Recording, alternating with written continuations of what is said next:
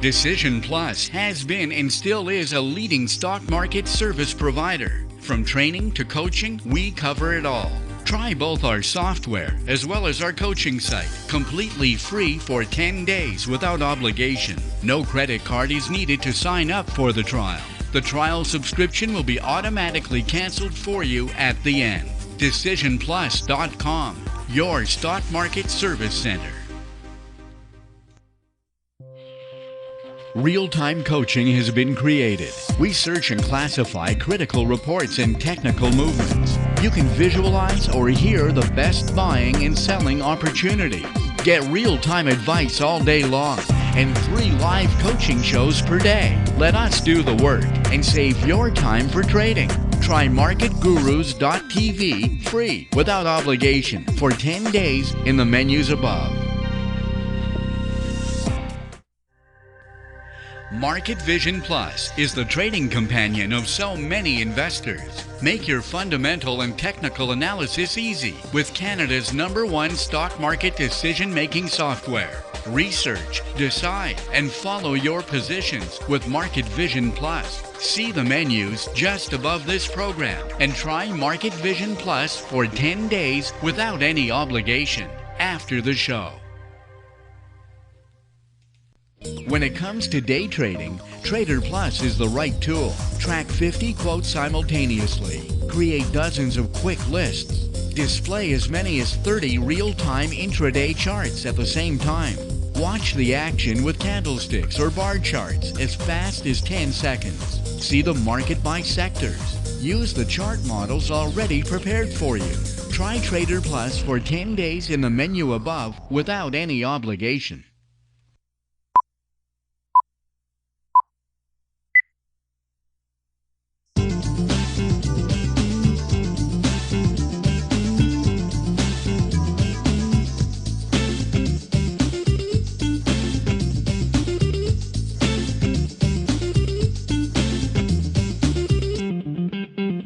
Hi, welcome to the Swing Trading Show, Wednesday, March 16. I don't have any question. If you want to write your question, I will be able to answer it in the second part of the show because there was not a lot to talk about today. Everybody know it will be the FOMC at 2 p.m. Today. At 2 p.m. they will probably, or I'm sure at 90% that they will announce that the rates stay unchanged at 0.5. But what will be important to monitor is the allocation of Janet Yellen, where most of the time start around 2:30 and 2:45. She will answer question of journalists, but she will also try to explain that the Fed stay on path to increase the rates during the year. So the big question is, are we gonna have 4 more rate hike in 2016 like they said in December, or we'll just have 2 or 3?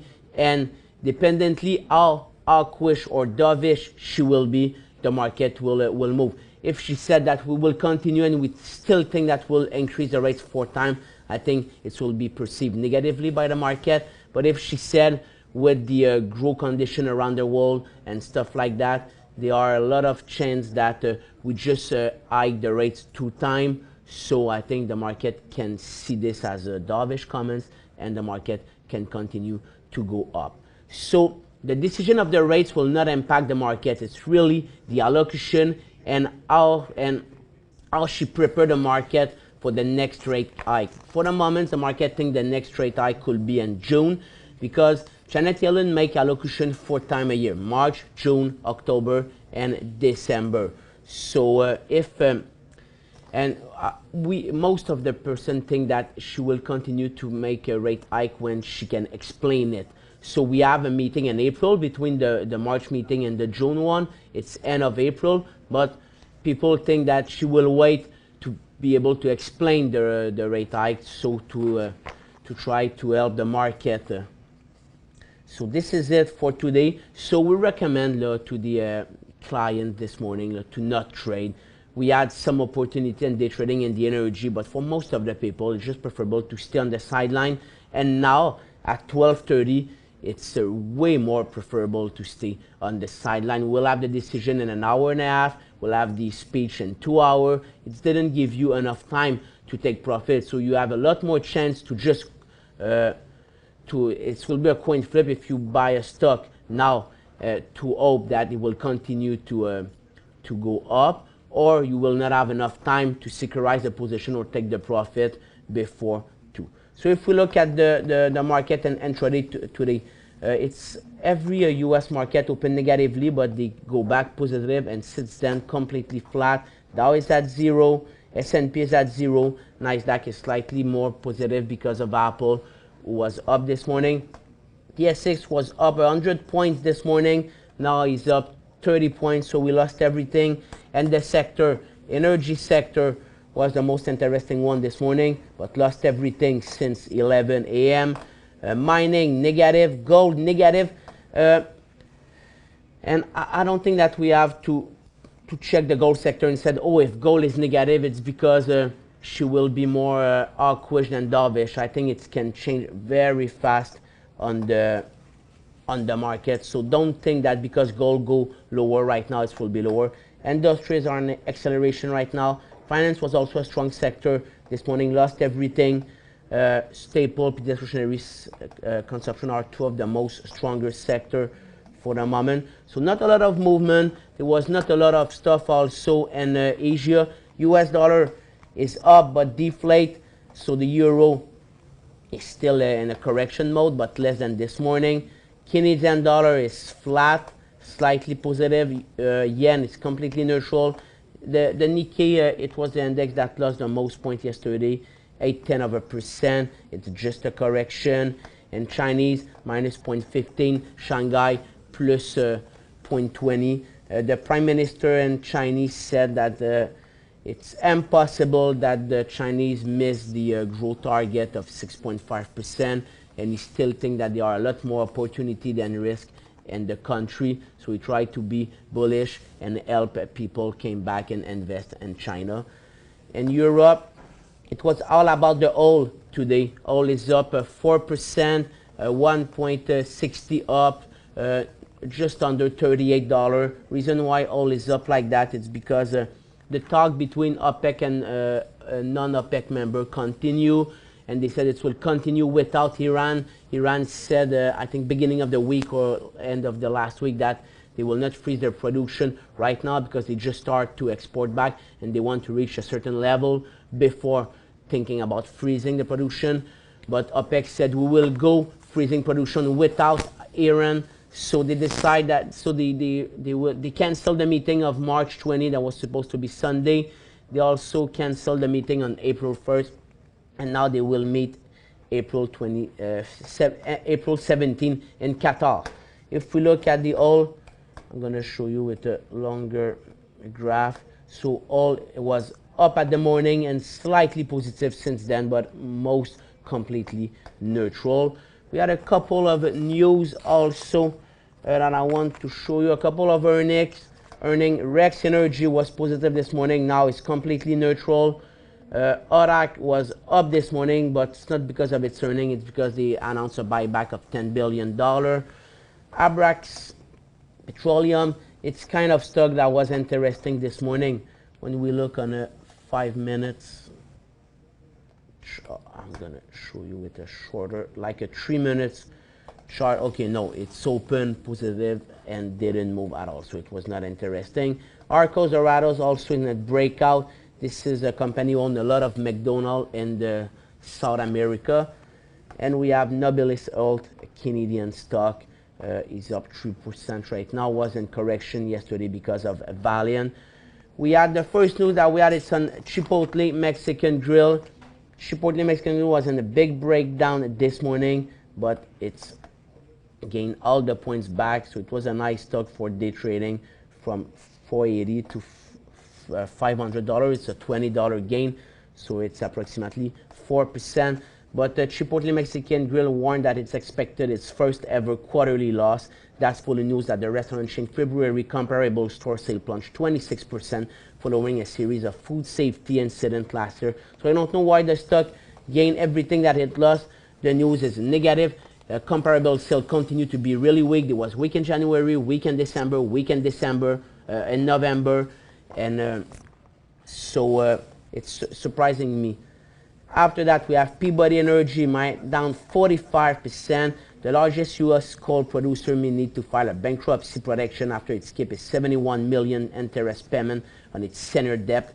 The missed interest payment kick off a 30-day grace period, so they have 30 days to find a solution with senior debt partner, and after it's done, bankruptcy chapter 11. So be really, really careful about trading these stocks. You made a big movement in March, but I told you about some energy stocks. It's not because they move higher that they are not a risk in the company. Most of the time, it's the reason why we favor day trading on weak stock like that. Sun Edison down 8%. They will delay filing of its 2015 annual report as it's work on finalizing its financial statement following an internal investigation on its accounting practice. We didn't have a lot of nice news for stock. And the last one in the US, Caesar Entertainment, down 10%. Caesar could face more than $5 billion in damage after a court examiner said a series of deals lead to the company $18 billion bankruptcy filing. So they will probably have like a sketchy deal. So now the debt partner will be able to try to ask for damage at the court. And we have a nice news, not about Mittal is in a talk with Polycom. Polycom is interesting in buying Mittal Network, but it didn't move at all. We have a nice news on Africa Oil. Africa Oil, we have a big resistance right there. I think if we can break it, it could make a nice run. I would prefer not buy it this stock now, but Africa is pleased to announce that the Ship to Pec 1 well in Block 12A in North Kenya has encountered a good old show. It's not the first oil that they made in this region that has oil, so it's like there are a couple of oil, so this is nice for the company. And last news, Pure Point, completely neutral, continued to expand Spitfire zone with new high-grade uranium intercept at the Hook Lake joint venture at Athabasca Basin, Saskatchewan. So this is it for the news.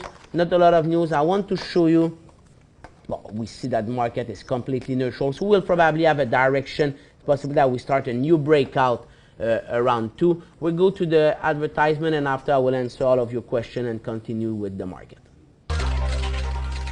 Find answers to your questions by emailing your host at btm@decisionplus.com. 5 good reasons to manage your investments with National Bank Direct Brokerage.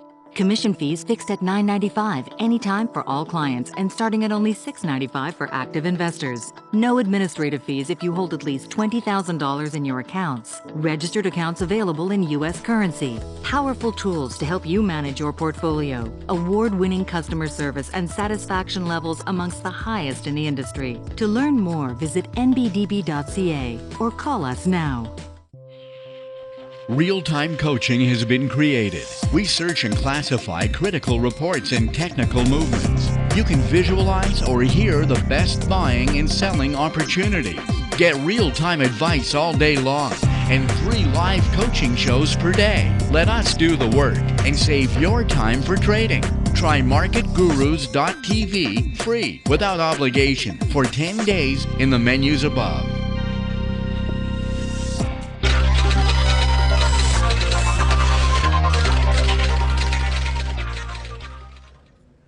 So I was just telling you that probably that we will go out of this tight neutral formation on NASDAQ and all of the markets. So it's possible that we'll have a breakout or a breakdown around 230, but it's really hard to trade after the FOMC. It's preferable to wait on Friday because most of the time the market can take a direction in the afternoon, and after everybody has more time to read the announcement, the speech, the allocution, and the market can go in a completely opposite direction on Friday. So honestly, I don't recommend you to buy anything today. Just wait tomorrow to see if the direction this afternoon will continue tomorrow.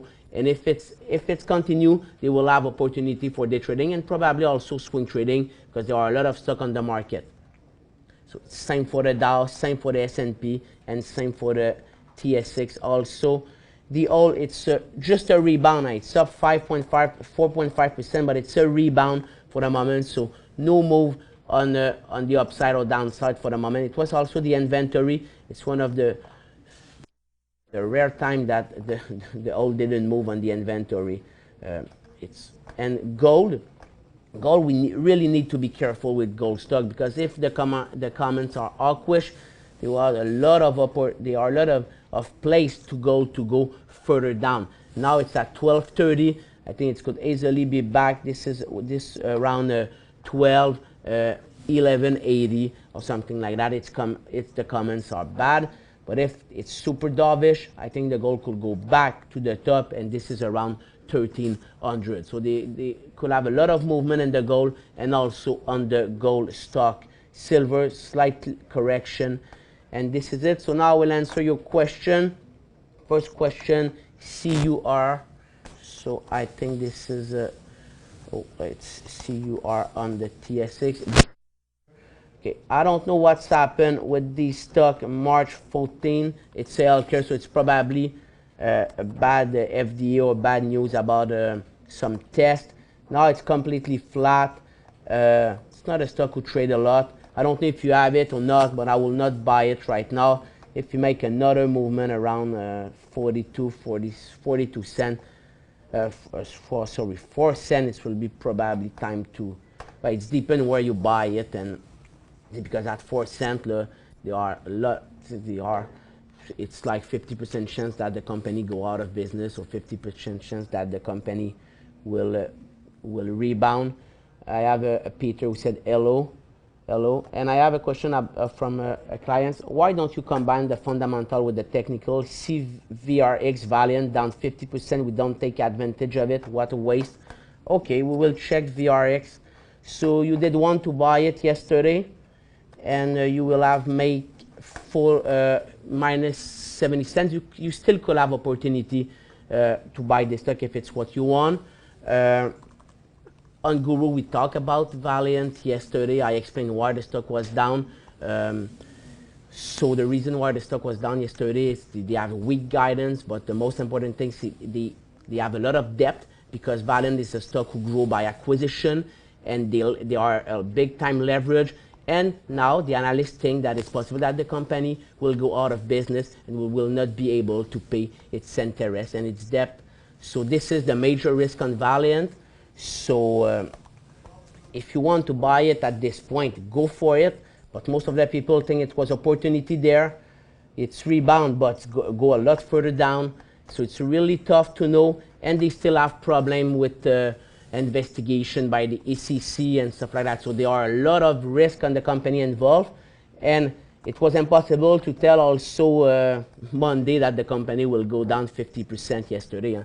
If you know it, you're really good. But I don't think that everybody on the street imagine Valiant go down 50% yesterday. KRN tradable or too late? It's too late for KRN. There was a news 3 days ago. I don't remember it. We did it on the Market Guru. Now it's up. It's up 400% since the news was released. Big volume.